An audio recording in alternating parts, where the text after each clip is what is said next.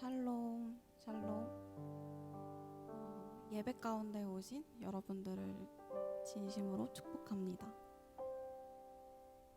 저희가 오늘 받을 축복들을 기대하면서 기도로 먼저 나아가겠습니다.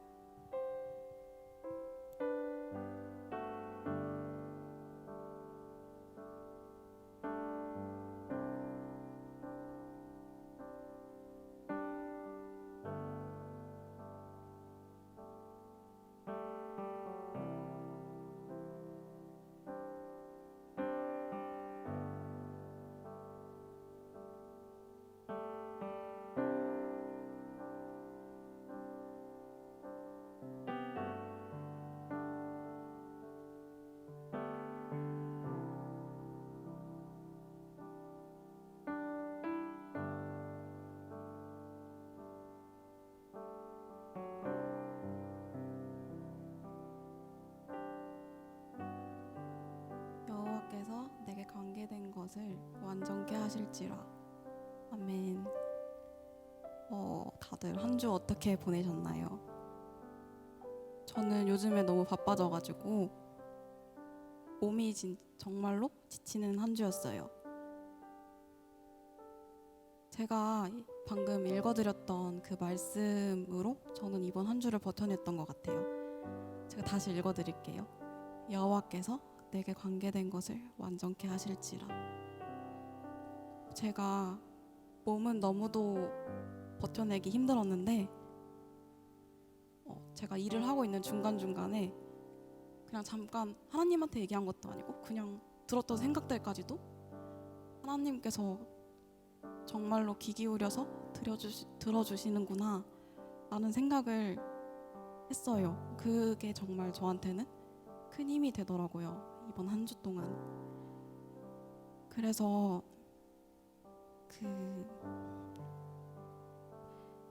진짜 주님께서 나를 사랑하시는구나 라는 그 마음을 우리가 살아가면서 그리고 오늘 예배를 통해서 느끼길 소망합니다.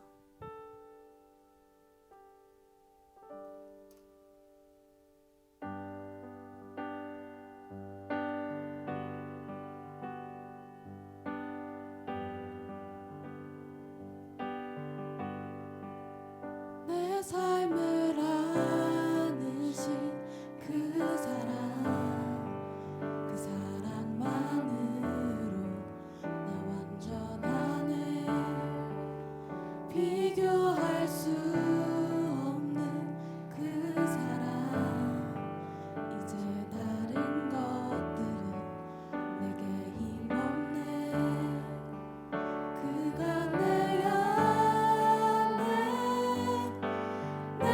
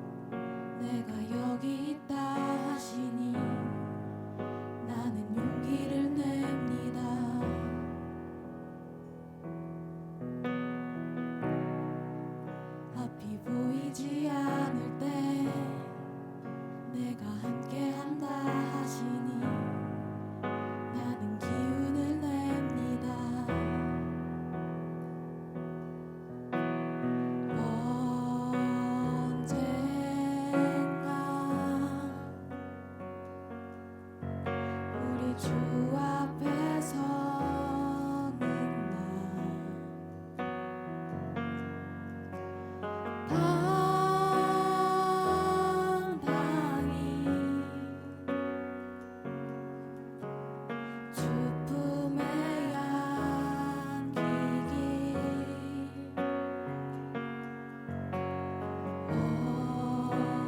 언젠가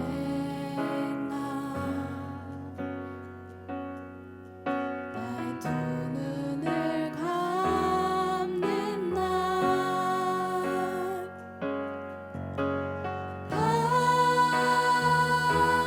당당히 우리 주 앞에 서기를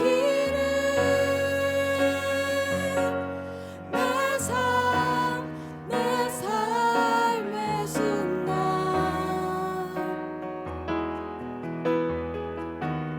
찰나의 인생이 주 없이 살진 않게 전부가 되소서. 나는 강하고 아주 안전하다 주의 품 안에서 아주 안전하다 주의 사랑아 주의 사랑아 주의 사랑아 나는 강하고 아주 안전하다 주의 품 안에서 아주 안전하다 주의 신부야 이제 눈을 떠 이제 눈을 떠 너의 왕관을 보아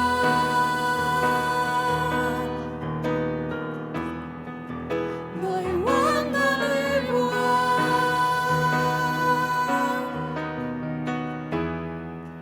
너의 왕관을 보아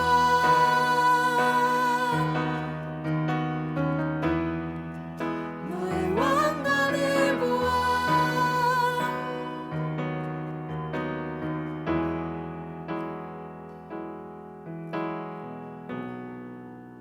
내가 두려워할 때면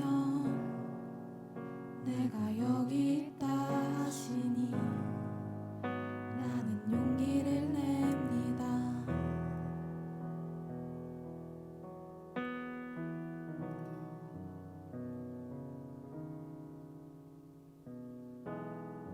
오늘 이 시간 저희가 순간순간 주님을 놓치고 사는 그런 일들이 너무너무 많은데 저희가 주님을 놓치지 않고 그리고 주님의 계획을 신뢰하면서 그 사랑을 느끼면서 하루하루 살아가게 해달라고 기도로 나아가겠습니다.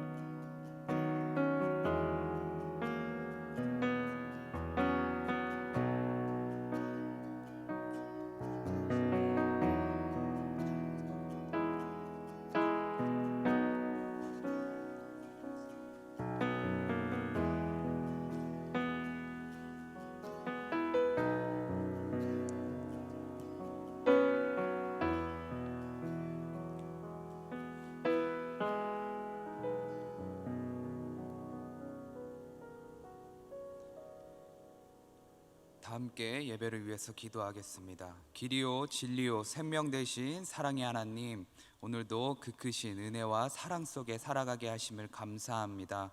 저희 함께 모여 예배하기 힘든 상황 속에서도 저희에게 이렇게 다양한 방식의 예배를 허락하여 주시어 저희 온라인으로나마 각자의 삶의 자리에서나마 하나님을 예배하고 하나님을 찬양하고 한마음 한뜻으로 오직 주님만을 바라볼 수 있도록 허락하여 주심을 감사합니다. 이 힘든 상황 속에서도 오직 주님 안에서 살아갈 수 있도록, 오직 주님 안에서 안전할 수 있도록 저희를 지켜주시고 보살펴주시고 바르게 인도하여 주심을 감사합니다. 그렇지만 하나님, 저희 너무 힘든 상황들이 해결되지 않고 계속해서 연장되고 있습니다. 사회적 거리두기 단계는 계속해서 내려가지 않고 있고, 확진자도 계속해서 증가했다가 내려갔다가 다시 그것들을 반복되고 있습니다. 하나님, 저희에게 빨리 이러한 상황을 회복하게 해주시어 오직 주님만을 바라보고 주님만을 찬양하며 한자리에 모여서 한 마음과 한 뜻으로 주님을 예배할 수 있도록 하여 주시옵소서.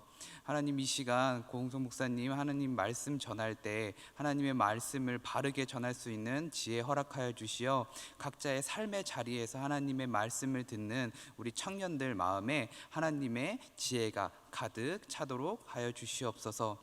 또한 우리 한국을 위해서, 우리 세계를 위해서 이 코로나가 빨리 종식될 수 있도록 한마음 한뜻으로 기도하는 하나님의 사람들이 모두 큰 축복으로 하나님께 축복을 받을 수 있도록 하여 주시옵소서. 또한 저희 예배를 위해서 자신의 시간을 내서 이렇게 함께 한자리에 모여서 하나님을 예배하고 찬양하는 우리 나사 찬양팀, 하나님의 더 크신 사랑과 은혜로 채워주시고 더 큰 축복으로 채워주시옵소서. 또한 우리 청년부 많은 활동들을 이번 연도에 하지 못했습니다. 우리 하루빨리 코로나가 해결되어서 우리 청년부 공동체를 회복시켜 주시고 우리 하루빨리 다양한 교제의 시간을 가질 수 있도록 하나님 허락하여 주시옵소서. 우리 청년들 언제나 귀하게 쓰임받도록 하나님의 지혜와 사랑으로 채워주실 것을 믿으며 예수님의 이름으로 기도드립니다. 아멘.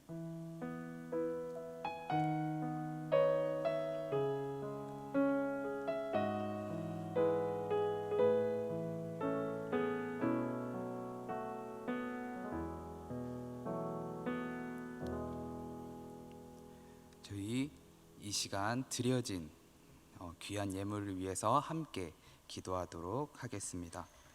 사랑과 은혜로 언제나 우리의 삶을 충만하게 채워주시는 하나님, 저희 하나님이 채워주신 그 사랑과 은혜로 인해서 이 힘든 세상 속에서 저희의 마음을 위로받고 저희가 치유되며 이 삶을 살아갈 수 있습니다. 저희 하나님의 그 놀라우신 사랑과 은혜에 감사하며 하나님께 이 시간 귀한 예물 바쳐 올립니다. 하나님, 저희의 예물 귀하게 받아주시고 저희 비록 하나님께 너무나도 작은 예물이지만 하나님 더 귀하고 정말 값지게 쓰임받을 수 있도록 허락하여 주시옵소서.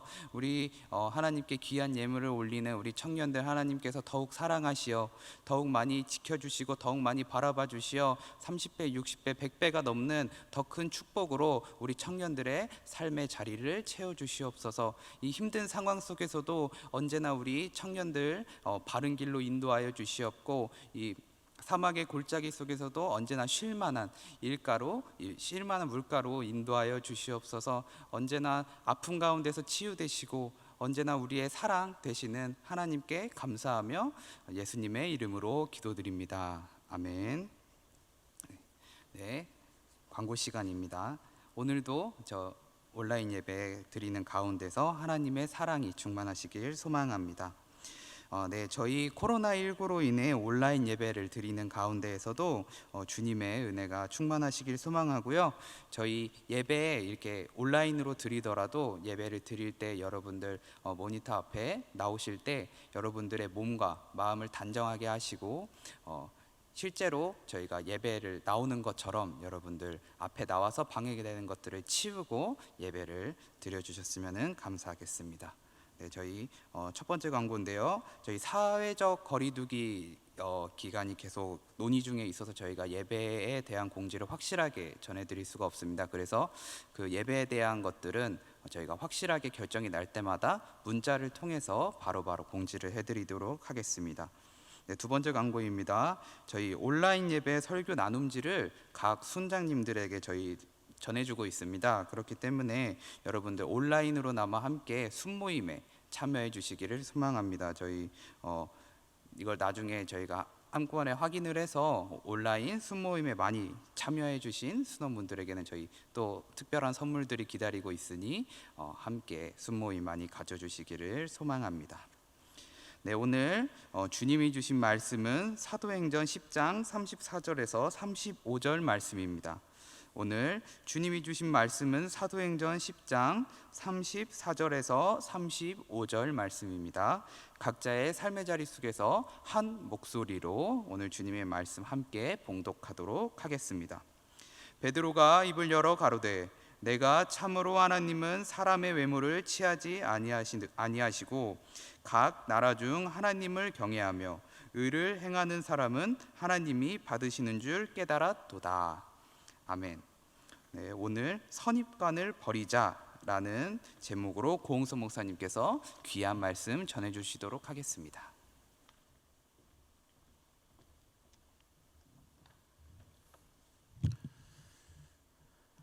할렐루야. 예배 자리에 나오신 여러분을 환영하고 축복합니다. 여러분 각자의 예배 자리에서 마음속으로 또 인사했으면 좋겠습니다. 말씀에 인생을 겁시다. 우리 함께 인사할까요? 네. 말씀에 인생을 거셔서 한 주간 승리하는 삶 사시길 간절히 소망합니다. 최근에 미국의 아마존이라는 기업에서 신입사원을 채용을 하는데 AI, 인공지능을 사용했다고 합니다. 처음 도입해서 사용한 거예요. 먼저 이 취업 준비생들의 이력서를 분석하고요, 가장 회사에 적합한 직원을 뽑기 위해서 이 AI를 사용한 겁니다. 그런데 이상하게 결과를 돌리면 돌릴수록 이런 결과가 나오는 거예요. 여성은 IT 기업의 부적합 이라는 판단이 나오는 겁니다. 여성들은 IT 기업에 부적합하다고 계속해서 판단이 나오는 거예요. 그리고 남성들의 이력서만을 위주로 계속해서 사람을 뽑기 시작한 겁니다. 학자들은 이걸 보면서 왜 AI가 이런 판단을 내릴까 궁금해졌습니다. 그래서 그 이유를 살펴봤어요. 그랬더니 이 AI가 인간의 선입관을 그대로 학습했다는 겁니다. 과거 10년간의 이력서와 채용 여부의 데이터를 평균화시킨 겁니다. 그랬더니 이전에 면접관들이 신입사원을 선발할 때 여성들보다는 남성들을 위주로 선발을 했다는 겁니다. 그리고 이런 선입관들이 그대로 이 AI, 인공지능의 학습이 되어버린 겁니다.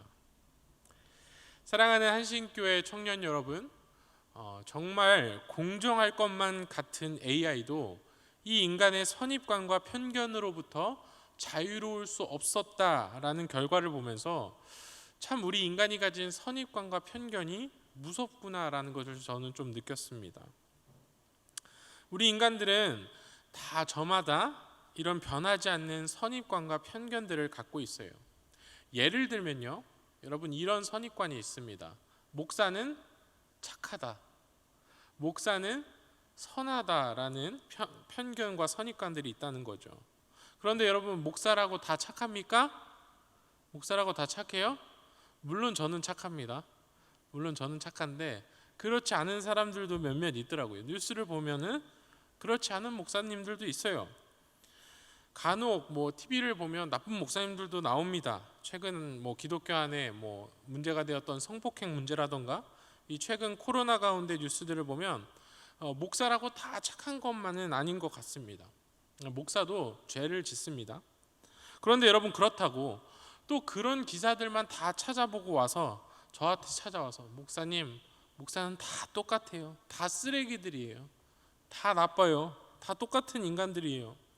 이렇게 평가를 저한테 한다면 정말 여러분, 한평생을 주님을 위해서 헌신하고 봉사하신 목사님들이 어떻게 되겠습니까? 여러분, 이처럼 한 면만 보고 전체를 판단하는 것, 이걸 뭐라고 합니까? 이런 걸 선입관이라고 하는 거예요. 우리는 모두 이 선입관을 다 가지고 있다는 거예요. 그리고 가장 큰 문제가 무엇인 줄 아십니까? 이 선입관이라는 안경이 우리 눈에 씌워지면은 잘 벗겨지지 않는다는 겁니다. 특히 어릴 때 부모님에 의해서 생긴 선입관들이 있어요. 이런 부모님에 의해서 생긴 선입관이 잘 벗겨지지 않는데요. 고쳐지지 않는데요. 저에게는 아주 독특한 강박증 같은 하나의 습관이 있습니다. 어떤 강박증이냐? 치킨을 시키면 남기질 못합니다. 이런 강박증이 있어요. 첫 번째로 남기지 못하는 이유, 오늘 안 먹으면 내일은 절대 맛이 없습니다. 두 번째, 이 음식이 버려지면 환경이 파괴가 됩니다. 세 번째, 오늘 안 먹은 치킨은 분명히 내일 생각납니다. 그리고 마지막 네 번째, 이 이유가 중요합니다. 어릴 때부터 음식을 남기는 건 죄라고 배웠습니다. 그래서 저는 죄 짓기 싫거든요. 그래서 억지로 꾸역꾸역 먹습니다. 배가 불러도 먹어요. 그리고 결국에는 그 치킨이 턱 밑까지 차올라서 후회를 하고 맙니다.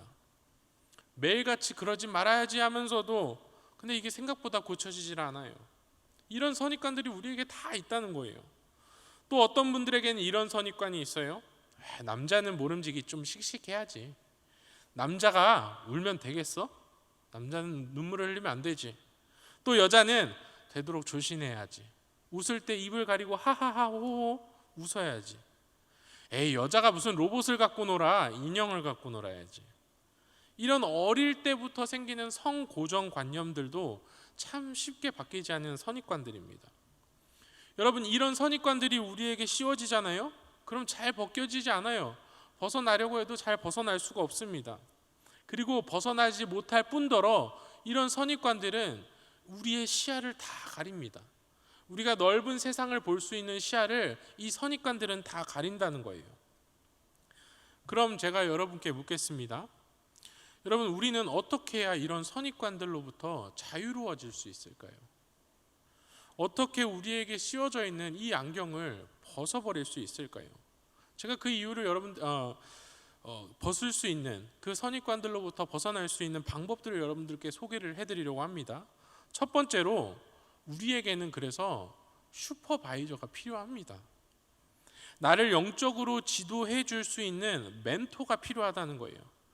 나의 선입관들을 좀 내려놓고 편견들을 내려놓고 전체를 바라보게 할 수 있는 사람, 나를 만들어줄 수 있는 사람, 내가 잘못된 길로 가고 있을 때 나를 바른 길로 다시금 인도해 줄 수 있는 이 슈퍼바이저가 우리에겐 다 필요하다는 겁니다. 그리고 그 가운데 우리의 최고의 슈퍼바이저가 되시는 분은 누구십니까? 바로 하나님이 되셔야 된다는 겁니다. 여러분 보세요. 예수님의 가르침을 보면 마가복음 1장 22절에서 이런 말씀이 있어요.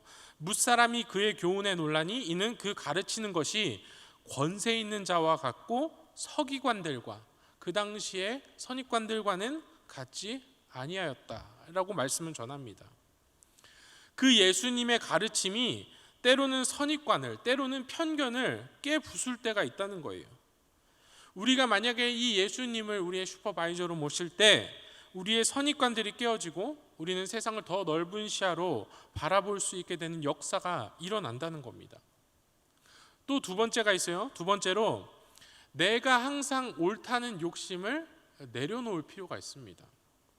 고린도서 10장 18절을 보면 이런 말씀이 있습니다. 옳다 인정함을 받는 자는 자기를 칭찬하는 자가 아니요 오직 누구께서? 주께서 칭찬하시는 자신이라.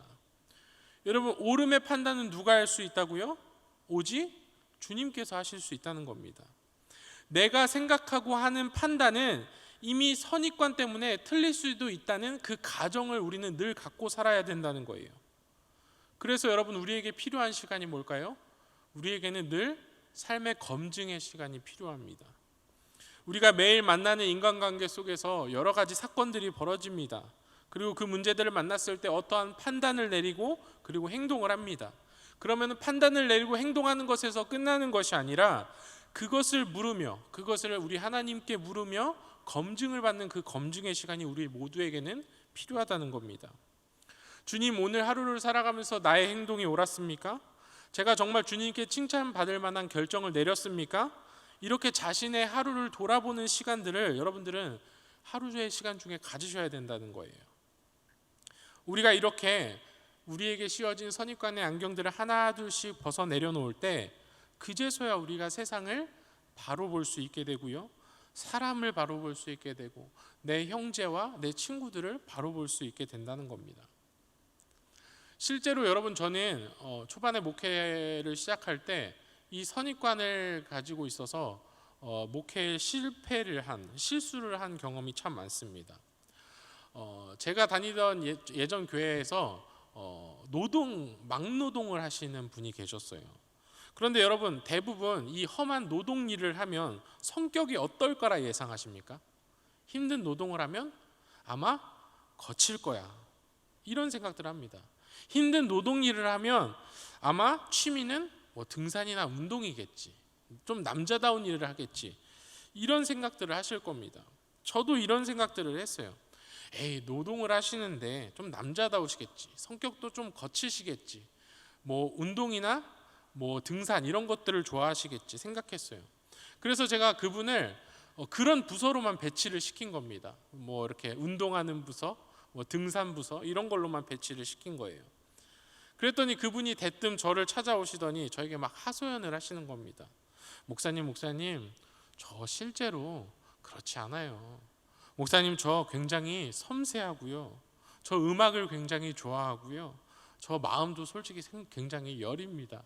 집에 가서 혼자 울 때도 많아요.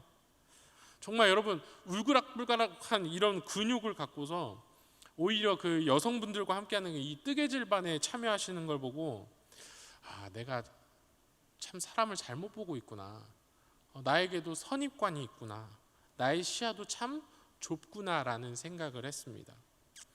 여러분, 이게 선입관이 갖고 있는 가장 큰 문제입니다. 선입관과 편견의 안경이 우리에게 씌워지잖아요. 그럼 우리가 진실을 놓칠 때가 많아요. 우리가 사실을 있는 그대로 볼 수가 없다는 겁니다. 또 선입관과 편견이 있잖아요. 우리가 하나님의 말씀을 잘못 알아들을 수도, 또 잘못 지켜낼 수도 있다는 겁니다. 여러분, 오늘 말씀 속에 이 베드로가 그랬습니다. 베드로 역시 이런 선입관과 편견을 갖고 있었어요. 바로 어떤 선입관입니까?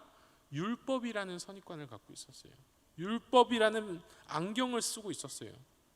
베드로는 자신에 대해서 좀 자신감이 있었습니다. 나는 하나님의 사랑을 잘 전하는 제자다. 나는 복음을 잘 전파하는 사람이다. 나는 누구에게나 공평하게 이 하나님의 사랑을 전한다라고 자부했습니다. 또 이미 베드로는 인정도 받고 있는 사람이었어요. 지나온 업적들을 보면 뭐 애니아라는 중풍병 환자를 고치기도 하고요, 또 많은 사람들을 구제하면서 많은 사람들의 이 덕망을 샀습니다. 또 죽은 다비다까지 살리면서 존경도 받게 되었어요. 여러분, 그가 설교를 할 때마다 앞에 있는 3,000명의 신도들이 다 회심하고 하나님을 고백했다고 합니다. 하나님을 찬양하는 역사가 일어났다고 합니다. 많은 사람들이 인정하는 베드로였고 예수님의 첫째가는 제자였단 말이죠. 누가 봐도 흠이 없는 사람입니다. 그런데 그에게도 아주 고질적인 흠이 한 가지가 있었던 겁니다. 뭡니까? 바로 선입관과 편견의 흠이 있었던 겁니다. 오늘 말씀을 보십시오. 오늘 말씀을 보면 이 베드로가 오늘 우리가 읽은 말씀의 앞절에서 천한 직업을 갖고 있는 무두장이 시몬의 집에 들어가는 장면이 나와요. 그런데 여러분, 이 무두장이라는 직업은 죽은 동물의 사체에서 가죽을 벗겨내는 작업입니다. 그럼 여러분, 뭘 만져야 됩니까? 일단 사체를 만져야 되고요, 그리고 가죽을 벗겨내려면 일단 피를 만져야 됩니다. 그래서 많은 이스라엘 사람들은 이 무두장이라는 직업이 굉장히 부정하다라고 생각을 했어요. 그래서 잘 곁에 두려고 하지 않았습니다. 그래서 오늘 이 말씀 가운데 보면은 무두장의 집이 보통 어디에 있었는 줄 아십니까? 바닷가 쪽에 있어요. 사람들이 많이 사는 곳에 있는 것이 아니라 바닷가 쪽, 외진 곳에 있었단 말이죠. 그런데 여러분, 베드로는 이미 좀 스타입니다. 예수님의 첫째가는 제자이기도 하고 많은 기적들을 일으킨 사람이었어요. 아주 슈퍼스타였단 말이죠. 이런 베드로가 굳이 사람들이 많이 모여있는 장소가 아닌 이 바닷가 쪽에 사는, 그 부정하다 이야기하는, 많은 사람들이 찾지 않는 그 무두장의 집을 선택한 것은 약간 이런 심산이 있었을 겁니다. 마치 보란듯이 저는 사람을 차별하는 사람이 아닙니다. 나는 누구나 똑같이 사랑하고 있습니다. 나는 누구에게나 똑같이 하나님의 말씀을 전하고 있습니다. 마치 이 행동을 보여주는 것 같습니다. 마치 이 베드로의 모습을 보면 정치인들이 생전에 안 하던 봉사활동을 갑자기 선거 때가 다 돼서 갑자기 봉사활동하고 사진 찍는 모습과도 비슷합니다. 자신이 누구도 차별하지 않는다는 모습을 이 대놓고 보여주고 있는 겁니다. 그런데 여러분, 이 사실을 아십니까? 흔히 사람들이 이렇게 보여주기 식으로 일을 할 때가 있어요. 나 이런 일을 해. 이렇게 보여주기 식으로 일을 할 때가 있습니다. 그때는 어떤 심리가 숨어 있는 줄 아십니까? 그 부분에 대해서 자신이 없을 때 사람들은 보통 그렇게 행동을 해요. 내가 오히려 다른 사람에게 드러내기 위해서 어떤 일을 열심히 한다? 자신이 그것이 부족하기 때문에 오히려 자신의 그 부족함을 감추기 위해서 방어적으로 하는 행동입니다. 여러분, 베드로도 마찬가지였어요. 모두가 싫어하는 그 무두장이 집에 일부러 찾아 들어간 겁니다. 그럼 여러분, 그렇게 무두장이 집, 아무도 찾지 않는 그 무두장이 집을 차별하지 않고 들어갔던 베드로는 정말 누구나 아무 사람이나 편견 없이 대하는 사람이었을까요? 누구나 선입관을 안경을 쓰지 않고 사랑할 수 있는 그런 사람이었을까요? 아니에요. 베드로는 그런 사람이 아니었습니다. 베드로를 보면 누구나 차별 없이 사랑할 만한 그런 그릇을 가지고 있는 사람이 아니었어요. 오늘 말씀 전반부를 보면 하나님께서 이런 이야기를 하세요. 하늘에서 부정한 음식들이 내려오는 그 환상들을 꿈에서 보여주시면서 그것들을 먹으라라고 말씀하십니다. 이 환상은 이거예요. 너에게 찾아오는 이방인, 너희가 부정하다 생각하는 그 고넬료를 만나라라고 환상을 통해서 베드로에게 보여주신 겁니다. 그런데 베드로는 하나님의 그 음성에 어떻게 대답했습니까? 주님, 나는 그것들을 먹을 수가 없습니다. 주님, 나는 속되고 부정하다 이야기하는 그것들을 생전 먹어본 적이 없습니다. 이렇게 단호하게 거절합니다. 그동안 자신은 이 율법을 잘 지킨다는 명분으로 이방인은 구원의 백성이 될 수 없다 생각했어요. 그리고 이방인은 차별했단 말이죠. 그 선입관을 벗어버릴 수 없다라고 하나님께 지금 이야기를 하고 있는 겁니다. 그런데 여러분 잘 보세요. 이 베드로에게 가장 큰 모순이 바로 여기서 드러납니다. 분명 자신은 하나님의 율법, 하나님의 말씀을 잘 지킨다라고 이야기했어요. 나는 하나님의 율법을 어겨본 적이 없습니다 라고 자신 있게 이야기했습니다. 근데 여러분 모순이 있어요. 정작 꿈에 찾아오셔서 말씀하시는 그 하나님의 음성에는 그럴 수 없다라고 거절하는 거예요. 하나님께서 직접 찾아오셔서 하는 이야기에는 거절을 하는 겁니다. 그러면서 뭐라고 해요? 나는 하나님의 말씀을 어긴 적이 없습니다. 여러분, 이게 베드로가 가지고 있는 모순입니다. 여러분, 우리가 선입관을 갖고 있잖아요. 우리가 편견을 갖게 되잖아요. 이런 상황이 벌어지게 됩니다. 하나님의 분명한 명령에도 그럴 수 없다고 거절할 때가 우리 삶 가운데 분명히 찾아온다는 겁니다. 베드로는 하나님의 말씀보다 그 율법을, 그 선입관을 더 신뢰했던 겁니다. 나에게 찾아오시는 하나님보다, 나에게 직접 말씀하시는 그 하나님의 음성보다 내가 가지고 있는 선입관과 그 율법을 더 신뢰했다는 거예요. 그런데 여러분 보세요. 하나님은 여러분들이 생각하실 때 하나님은 이방인을 사랑하시겠습니까? 안 하시겠습니까? 다른 나라 사람들, 이스라엘 백성들이 아닌 다른 나라 백성들을 하나님은 사랑하실까요? 사랑하지 않으실까요? 사랑하십니다. 충분히 사랑하세요. 저와 여러분을 한번 보십시오. 여러분도 다 이방인입니다. 여러분, 우리도 이방인이에요. 하나님의 구원의 대상에는 여러분 어떠한 제한이 없습니다. 하나님의 사랑의 대상에는 어떠한 차별도 없다는 거예요. 이미 예수님께서 승천하시기 이전에 사도행전 1장 8절에서 이렇게 말씀을 하세요. 오직 성령이 너희에게 임하시면 너희가 권능을 받고 예루살렘과 온 유대와 사마리아와 땅끝까지 이르러 내 증인이 되리라 하시니라. 이렇게 말씀하시죠. 누구나 땅끝까지 이 세상에 존재하는 그 누구라도 차별 없이 하나님의 구원의 대상이 될 수 있다는 겁니다. 고넬료도 마찬가지였어요. 고넬료는 이스라엘 사람도 아니었을 뿐더러 로마의 군대 장관이었습니다. 로마는 여러분 당시에 이스라엘을 지배하고 있는 강대국의 나라였어요. 굳이 이 고넬료가 하나님을 믿지 않아도 잘 살 수 있는 사람입니다. 재력도 있고 능력도 있는 사람입니다. 하지만 하나님은 그런 고넬료에게 오늘 믿음을 허락하셨고 그 베드로를 찾아가게 만드신 겁니다. 베드로는 오늘 이 고넬료를 만나요. 그리고 이 고넬료를 만나면서 자신에게 쓰여진 선입관의 안경을 마주하게 됩니다. 자신이 갖고 있는 이 선입관을 깨닫게 된 거예요. 결론적으로 오늘 말씀 가운데서 베드로와 고넬료의 만남을 통해서 여러분 두 가지의 큰 변화가 일어납니다. 첫 번째 변화는 이제 이방인 선교가 활짝 열렸다는 거예요. 하나님은 베드로에게 꿈을 통해서 이스라엘 백성들이 부정하다 여기는 것을 먹으라 말씀하셨죠.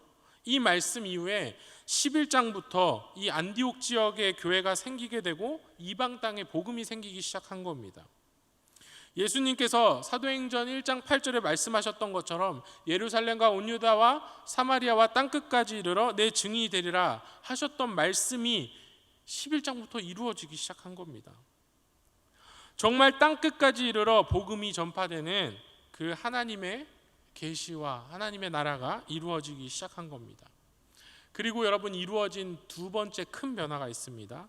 두 번째 큰 변화는 바로 베드로가 자신의 이중성을 고백함으로 자신의 선입관과 편견을 다 벗어버리게 되었다는 겁니다. 베드로가 잘못 보고 있던 하나님을 다시금 바로 볼 수 있게 된 거예요. 오늘 말씀을 보면, 오늘 우리가 읽은 말씀을 보면 베드로가 이렇게 이야기합니다. 하나님은 율법이나 겉모습을 보지 않으시는구나. 이 말의 뜻이 무엇입니까, 여러분? 하나님은 모세의 율법을 기준으로 사람을 판단하지 않으신다는 거예요. 이 사실을 베드로가 깨달았다는 겁니다. 당시 사람들은 여러분 율법이라는 선입관을 가지고 있었어요. 그 율법이라는 선입관을 잣대로 나에게 다가오는 사람들을 평가를 했다는 거예요. 오직 율법이라는 선입관으로만 이 사람이 선하다, 착하다, 악하다 이렇게 판단했어요. 그런데 하나님은 어떻다고요? 율법도 아니고 겉모습도 아니에요. 선입관조차 그 사람을 볼 때는 허용하지 않으셨다는 겁니다. 여러분 실제로 우리가 가지고 있는 법이라는 게 그래요. 법이라고 여러분 다 믿을 수가 있을까요? 여러분 우리가 가진 법에도 여러분 오류가 있다는 걸 아십니까? 법이라고 꼭 다 옳지는 않아요. 법이라고 선과 악을 완벽하게 구별할 수 있지도 않아요. 오히려 우리 가운데 법 때문에 억울한 사람이 얼마나 많은지 모릅니다. 제가 한 기사를 읽었는데 2017년 10월에 이런 일이 있었어요. 한 술집에서 두 명의 손님 간에 다툼이 일어난 겁니다. 이 온 테이블도 다 엎어지고 막 잔도 다 깨지고 이 가게가 난리가 난 거예요. 그리고 점점 더 큰 싸움으로 번지게 된 겁니다. 이걸 지켜보고 있던 주인이 어떻게 했을까요? 바로 신고를 해야 되겠죠. 경찰에 신고를 하려고 전화를 듭니다. 그런데 이 싸우고 있던 손님 중에 한 명이 이 주인에게 찾아오더니 대뜸 이렇게 이야기하는 겁니다. 사장님, 나 미성년자인데 신고하려면 해봐. 뭐 영업정지만 당하겠지. 이렇게 이야기하더니 또 싸우기 시작하는 겁니다. 이제는 사장을 협박하기 시작하는 거예요. 그럼에도 주인은 이제 싸움이 났고 가게가 다 망가졌기에 그 청소년을 경찰에 신고할 수밖에 없게 되었습니다. 여러분 결과는 어떻게 됐을까요? 신고한 주인은 결국 한 700만 원 가량의 벌금을 물었다고 합니다. 미성년자를 받았기 때문이겠죠. 그리고 영업 정지가 됐습니다. 그럼 미성년자 손님은 어떻게 됐을까요? 미성년자라 그냥 훈방 조치됐대요. 사람들은 그 주인을 보고 뭐라고 위로를 해줬을까요? 사장님, 그냥 똥 밟았다 생각하십시오. 이렇게 이야기하며 위로해 줬습니다. 실제로 여러분 우리나라의 한 해 미성년자 주류법으로 걸리는 술집 가운데 80%가 청소년들이 고의적으로 신고해서 걸린다고 합니다. 뭐 단편적인 예지만 여러분 법을 악용하는 사람도 굉장히 많습니다. 또 법 가운데 억울한 사람들도 우리 가운데 굉장히 많이 있습니다. 법이 모든 우리의 선과 악을 구별해 줄 수도 또 우리를 옳은 길로 인도해 줄 수도 있는 게 아니라는 거예요. 하나님은 오늘 베드로에게 이 고넬료를 소개해 줌으로써 우리에게 주신 율법 또한 최소한의 법임을 깨닫게 해주시는 겁니다. 우리에게 주신 이 법은 최소한의 법이고요. 결국 우리는 최종적으로 누구에게 점검을 받아야 됩니까? 슈퍼바이저인 우리 하나님에게 점검을 받아야 된다는 거예요. 또 하나님의 말씀을 듣고 내 삶을 조정해 나가야 된다는 겁니다. 여기 계신 여러분들도 마찬가지입니다. 우리에게 있는 모든 선입관과 편견들을 다 벗어버릴 필요가 있습니다. 내가 가지고 있는 고정관념과 내가 정해놓은 답이 있어요. 그런 것들을 다 내려놓고 우리의 슈퍼바이저가 되시는 그 하나님의 말씀을 따라 내 삶을 조정할 필요가 있다는 겁니다. 그럼 하나님께서 정확히 우리의 중심을 바라봐 주신다는 거예요. 그리고 우리의 삶을 조정해 주신다는 겁니다. 베드로는 오늘 자신의 가장 큰 선입관이었던 이방인은 하나님의 구원을 받을 수 없다고 생각했던 그 배제했던 그 생각들을 결국에는 오늘 가운데서 하나님을 만나는 가운데서 고칠 수 있었습니다. 그리고 이후에 사도행전 15장을 보면 베드로가 나중에 예루살렘 회의 때 이런 고백을 합니다. 사람의 마음속을 아시는 하나님께서 우리에게 주신 것 같이 이방인들에게도 똑같이 성령을 허락하시고 당신의 구원을 인정하셨습니다. 이렇게 이방인을 인정하는 베드로로 변하게 됩니다. 사랑하는 한신교회 청년 여러분, 혹시 내가 가진 선입관을 하나님의 말씀보다 우선시 삼고 살고 있지는 않으십니까? 여러분 혹시 내 생각을, 내 규칙을 하나님의 생각보다, 하나님의 말씀보다 더 우선시 두고 살고 있지는 않으십니까? 오늘 하루를 사시면서 우리의 슈퍼바이저 되시는 하나님께 나의 행동과 나의 판단과 나의 삶을 검증받고 또 조정받으시는 여러분들 되시길 간절히 소망합니다. 여러분들의 삶을 물으시는 오늘 하루 되시길 간절히 소망합니다. 기도하겠습니다. 사랑과 은혜가 풍성하신 하나님 아버지, 우리의 슈퍼바이저 되시는 하나님께 우리의 하루의 삶을 다 내어놓고 판단을 하나님께 맡겨드립니다. 하나님, 우리의 모든 행동들과 하나님, 우리가 문제를 풀어나갈 때 하나님 내렸던 그 결단들을 하나님께서 검증해 주시고, 잘못되었다면 하나님 옳은 길로 말씀으로 인도해 주시고, 우리가 다시금 하나님의 나라, 하나님의 천국 백성으로 살아갈 수 있는 그 길로 다시금 걸어갈 수 있게 우리를 인도하여 주시옵소서. 우리의 모든 선입관들을 다 내려놓고 올바르게 세상을 바라볼 수 있게 만드시는 그 하나님을 믿으며 예수님의 이름으로 간절히 기도합니다. 아멘. 우리 들은 말씀 결단하며 이 찬양 함께 고백하겠습니다.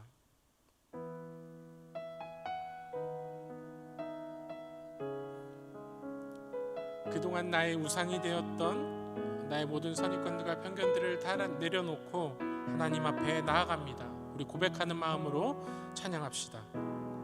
주 앞에 엎드려 경배합니다. 오직 주께, 주님만을 경배합니다. 주 경배합니다. 다른 신 아닌 오직. 우리 자리에서 두 손을 가슴에 얹고 우리 함께 고백해 볼까요? 주 앞에 엎드려 주 앞에 경배합니다. 경배합니다.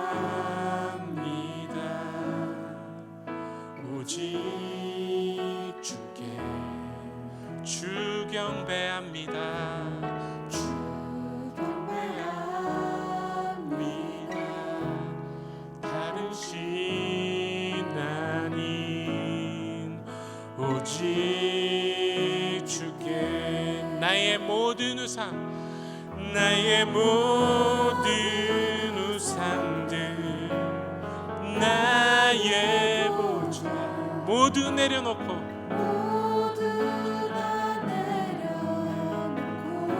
나의 모든 우상, 나의 모든 우상들, 나의 보좌 모두 다 내려놓고 주 주 앞에 엎드려 주 앞에 엎드려 경배합니다.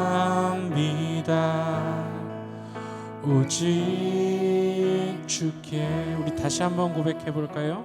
주 앞에 엎드려 주 앞에 엎드려 경배합니다. 오직 주께. 주 경배합니다. 주 경배합니다. 다른 신 아님 오직 주께. 우리 자매들의 목소리로 함께 고백해 볼까요? 주 앞에 엎드려 주 앞에 엎드려 경배합니다. 오직 주께. 이번에 우리 형제님들의 목소리로 주 경배합니다. 다른 신 아님 오직 주께. 함께 고백합시다. 나의 모든 우상들 나의 보좌 모두 다 내려놓고 나의 모든 우상 나의 모든 우상들 나의 보좌 모두 다 내려놓고 주 경배드려 경배합니다. 오직 주께. 하나님, 나도 이 세상을 바라볼 때 이런 오해가 없었나, 이런 선입관이 없었나 다시 한번 살펴봅니다. 하나님께서 분명히 나를 이 길로 가라고 명령하셨는데 하나님, 나는 선입관 때문에 하나님과 다른 길, 하나님의 음성을 듣고도 모른 척하고 살지 않았나? 내 삶을 한번 돌아봅니다. 하나님, 만약에 내가 내 삶 가운데서 그렇게 살고 있었다면 하나님, 나의 길을 조정하여 주시옵소서. 하나님, 베드로를 다시금 인도하셨던 것처럼 하나님, 우리도 하나님 오늘 슈퍼바이저 되신 하나님을 만나고 다시금 삶을 조정하고 다시금 삶의 방향을 바꿀 수 있는 우리 한신교회 청년들 될 수 있게 하여 주시옵소서. 우리 들은 말씀 고백하면서 함께 기도하시겠습니다. 기도하겠습니다. 사랑과 내가 풍성하신 하나님 아버지, 하나님 내 삶 가운데서 하나님 선입관을 가지고 하나님 나의 고정관념으로 하나님 내 삶을 판단하지 않았나 하나님 돌아봅니다. 하나님, 내가 다른 사람들을 바라볼 때 하나님 사랑의 눈으로 바라보라고 명령하셨는데도 하나님 고정관념과 하나님 나의 판단으로 하나님 그 사람을 정죄하며 미워하지 않았나 다시금 한번 하나님 나의 삶을 돌이킵니다. 하나님, 내가 혹시 그런 삶이었다면, 내 눈이 가리워져 있다면, 하나님 내 귀가 막아져 있다면, 내가 하나님의 음성을 듣지 못하고 살고 있다면 하나님 이제는 조정할 수 있게 주님 도와주시옵소서. 고쳐나갈 수 있게 주님 도와주시옵소서. 다시금 하나님 인도하시는 그 길로 걸어갈 수 있는 우리가 될 수 있게 하여 주시옵소서. 하나님, 우리의 인도자 되시는 하나님이 계십니다. 하나님, 우리의 최종 점검은 하나님께서 하십니다.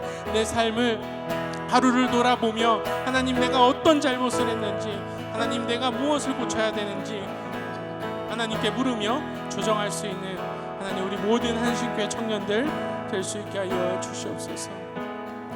주님, 우리 다시 한번 기도할 때는 우리 한신교회와 또 이 나라 이민족과 또 우리 코로나 바이러스로 고통받고 있는 우리 전 세계 사람들을 위해서 우리 함께 기도했으면 좋겠습니다. 하나님, 이 코로나 바이러스를 통해서 하나님 통곡하는 백성들도 있습니다. 삶의 어려움을 겪는 백성들도 있습니다. 목숨의 위협을 받고 있는 하나님 그런 사람들도 있습니다. 하나님 내가 편하다고, 나하고는 직접적인 연관이 없다고 하나님 내가 안주하고 있는 것이 아니라 하나님 그들을 위해서 기도할 수 있는 우리 한신교회 청년들 될 수 있게 하여 주시옵소서. 물론 하나님이 예배 가운데 참여하는 하나님 청년들 가운데도 어려움을 겪는 청년들이 있을 겁니다. 하나님 그들의 삶을 하나하나 다 돌보아 주시고 이 코로나 바이러스로 하나님 고통받지 않게, 경제적인 어려움 겪지 않게 하나님 보호하여 주시옵소서. 이 기간을 하나님 말씀으로 극복할 수 있게 주님 도와주시옵소서. 신앙으로 극복할 수 있게 주님 도와주시옵소서. 우리가 간증의 주인공자들로 설 수 있게 주님 인도하여 주시옵소서. 우리 함께 소리내어서 기도하겠습니다. 기도하시겠습니다.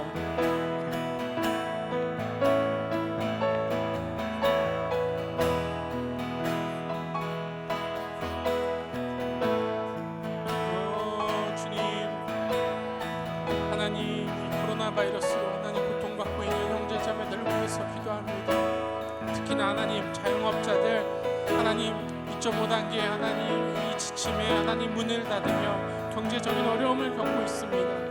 하나님 실제로 질병 때문에 죽는 것이 아니라 굶어 죽겠다고 한탄하는 눈물을 흘리는 하나님 많은 자영업자들이 있습니다. 또 이 코로나 통해서 하나님 사회 약자들은 밖에 나오지도 못하고 하나님 심적으로 어려움을 겪고 있습니다. 하나님 그들을 위해서 기도하오니 하나님 그들의 중보자 되어 주시고 그들의 삶을 지켜 보호하여 주시옵소서. 그들이 하나님 그런 어려운 상황 가운데서도 하나님 외롭고 하나님 어두운 그 터널 가운데서도 빛 대신 하나님을 내 가운데 모시며 하나님 그 어둠의 터널을 이겨낼 수 있는 주의 백성들 될 수 있게 하여 주시옵소서.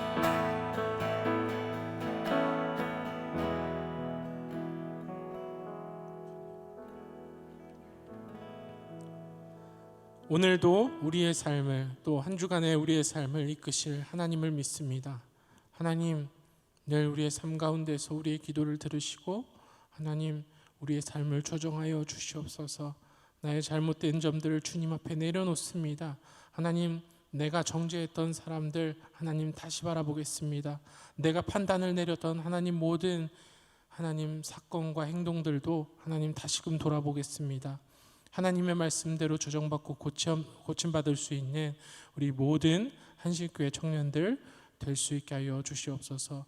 특별히 코로나 바이러스 가운데 고통받고 있는 우리 자영업자들 하나님께서 돌보아 주시고 그들의 삶을 지켜 주시옵소서. 하나님, 정말 질병 때문에 죽겠다가 아니라 정말 굶어 죽겠다고 이야기하는 하나님 그들의 눈물의 그 기도들도 하나님 들어주시고 하나님 그들이 이 시간들을 정말 신앙적으로서 하나님 튼튼하게 이겨낼 수 있게 주님 버팀목 되어 주시옵소서. 이 코로나 바이러스가 속히 종식되길 바라며 우리 한신교회 모든 예배들도 다 정상화될 수 있게 하시고 하나님 우리의 신앙들도 하나님 다시금 부흥의 길로, 부흥의 대로로 하나님 다시금 갈 수 있도록 우리의 신앙들을 인도하여 주시옵소서. 우리를 그렇게 인도하실 하나님을 믿으며 이제는 우리 구주 예수 그리스도의 은혜와 하나님 아버지의 극진하신 사랑하심과 성령님의 감화감동 교통하심의 주 앞에 엎드리어 이제는 나의 욕심들과 나의 선입관들과 편견들을 내려놓고 하나님의 눈으로 사람의 중심을 바라보고 하나님 사건의 중심을 바라보길 원하는 모든 한신교회 청년들 머리머리 위에 이제로부터 영원까지 함께 계실 것을 간절히 축원하옵나이다. 아멘.